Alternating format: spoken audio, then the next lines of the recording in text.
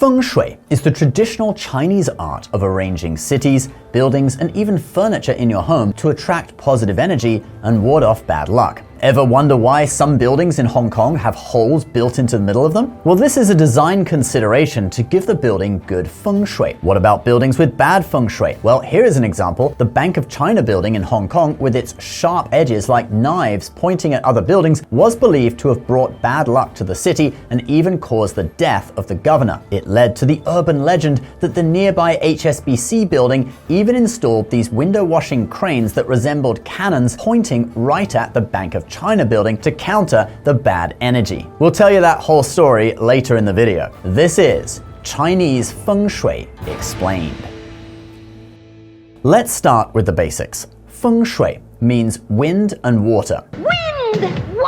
It has a history of about 3,000 years, dating back to at least the Zhou dynasty or Zhou Chao. The reason it is called wind and water is that it deals with how those factors affect the qi or energy in a given location. And qi is basically, well, the force. The force is what gives the Jedi his power. It's an energy field created by all living things. It surrounds us, it penetrates us, it binds the galaxy together. Qi is believed to come from the sky and gets carried by water through rain and then rivers and seas, and qi can also be blown by the wind, hence the name, wind and water, feng shui. Now, why do you want qi, you may ask? Well, positive qi is believed to bring health, peace, and wealth. But there is negative qi as well, so you better watch out. And in order to facilitate the accumulation of positive qi, a balance of yin and yang energies must be achieved. You've probably seen this symbol, which represents yin and yang. They are the two binary forces in the cosmos. The two characters for yin and yang in their current traditional form are made up of the radical 170, which means a mound or hill on the left. Then yin is made up of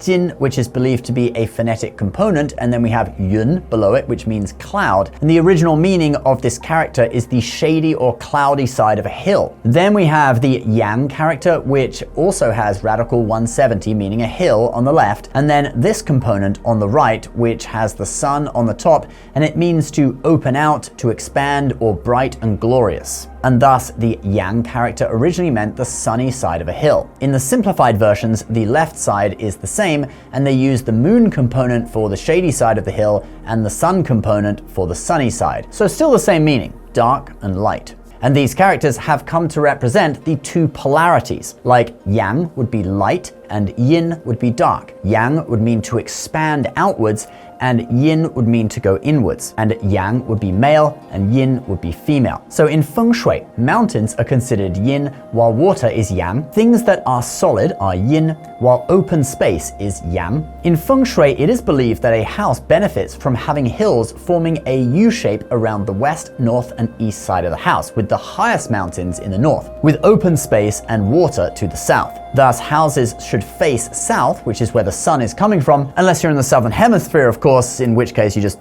turn it all around. The four cardinal directions of north, south, east, and west are represented by four animals that come from Chinese constellations. You have the azure dragon or qinglong in the east, the vermilion bird or zhu que in the south, the white tiger baihu in the west, and the black tortoise or xuanwu in the north. Then there are some other rules to do with these cardinal directions.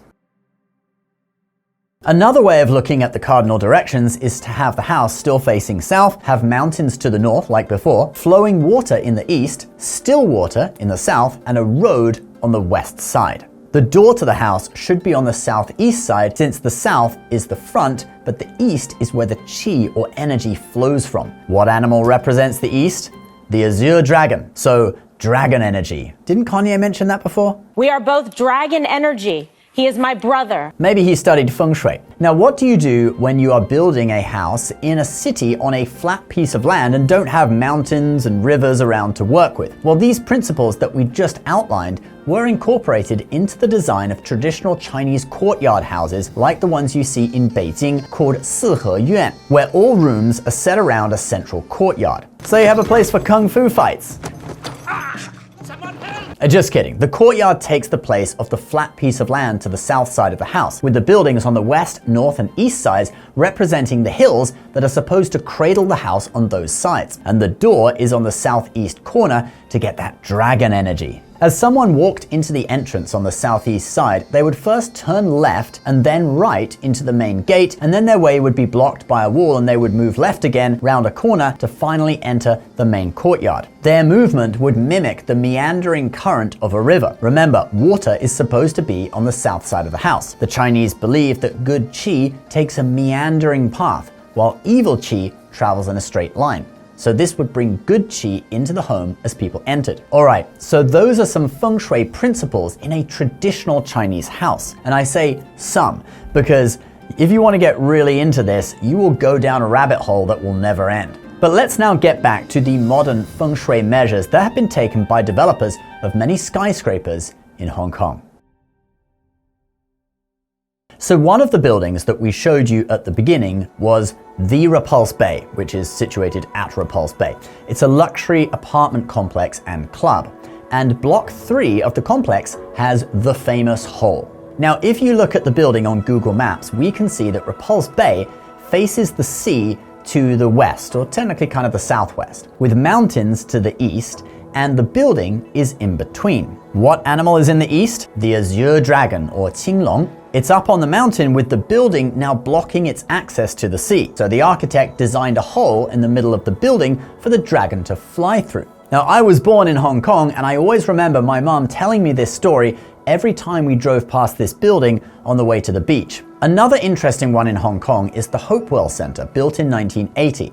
It is a round building, and after it was completed, people commented it looked kind of like a cigarette, symbolizing a risk of fire for its inhabitants. Now, according to the Chinese theory of the 5 elements, which is also used in feng shui, water overcomes fire. Thus, developers then built a small pool on the rooftop to symbolically guard against the building burning down. You can't swim in it, but the pool was featured in the music video for How Deep Is Your Love by Drew Hill, which accompanied the Jackie Chan movie Rush Hour. More recently, a couple of guys from the YouTube channel Illsight sneaked onto the roof of the Hopewell Center and got video of the pool, which really doesn't look that inviting, probably because it was never intended for swimming. Alright, now let's talk about the HSBC building's beef with Bank of China. So the HSBC building was designed by famous architect Norman Foster and opened in 1985. During development, feng shui experts were consulted about the design, and the building incorporated many elements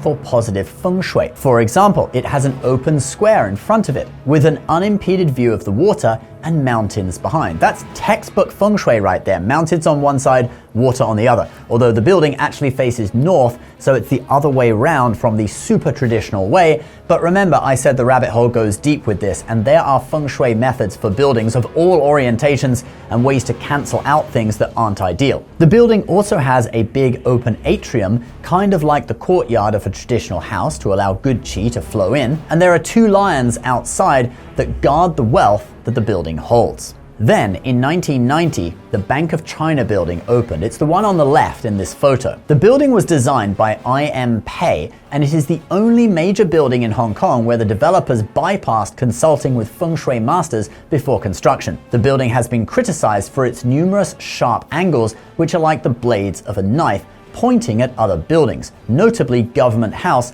the residence of the Hong Kong governor, and you can literally see how it points towards it in this photo. And then another knife angle was pointing at the HSBC building. Construction started on the Bank of China building in 1985, and before the building was even finished, people claimed it was because of this building and its bad feng shui that several tragedies happened. One was the death of Governor Edward Yudi in 1986 from a heart attack. And then there was an economic downturn in Hong Kong in 1987, and thus it gave birth to the urban legend that HSBC installed these cannon-type objects, which are actually cranes for the window washers, on the roof to counteract the evil qi being emitted by the knife edges of the Bank of China. Now, whether this is true or not, I don't know. Some researchers have said the cranes have been there since it opened in 1985. I found one picture of the HSBC building from 1988 with the Bank of China building under construction, and you can clearly see the cannons on the roof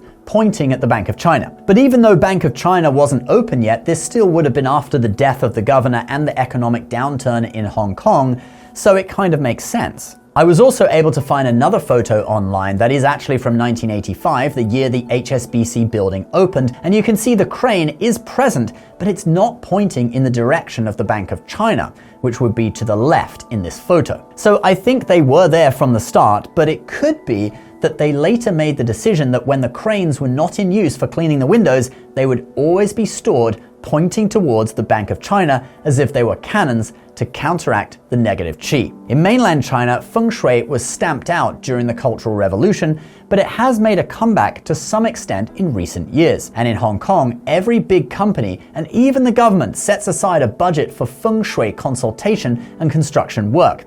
In the case of the government, this has become a little controversial since you're basically using public funds for something that is based on a superstition. But what do you guys think? Is it worthwhile considering Feng Shui when constructing buildings? And do you consider Feng Shui in your own home? If this video does well, let's say it gets over 50,000 views, I will consider doing a part 2 on how to arrange your furniture in your home for perfect Feng Shui to attract wealth and maintain good health. So share this video with your friends. Let's see if we can hit that target. And guys, if you like traditional Chinese culture, myths and legends from Chinese history, why not check out Shenyun Performing Arts, the world's premier Chinese classical dance company. My co-host Jared is currently on tour as the MC of one of Shenyun's 8 companies. They are touring the world and may be coming to a city near you. So click the link below to watch the trailer, and if you go on to buy a ticket, do use our code LCN2025 for a waived booking fee on all US tour dates. Please subscribe to Learn Chinese Now for more videos like this, and we'll see you next time. Bye-bye.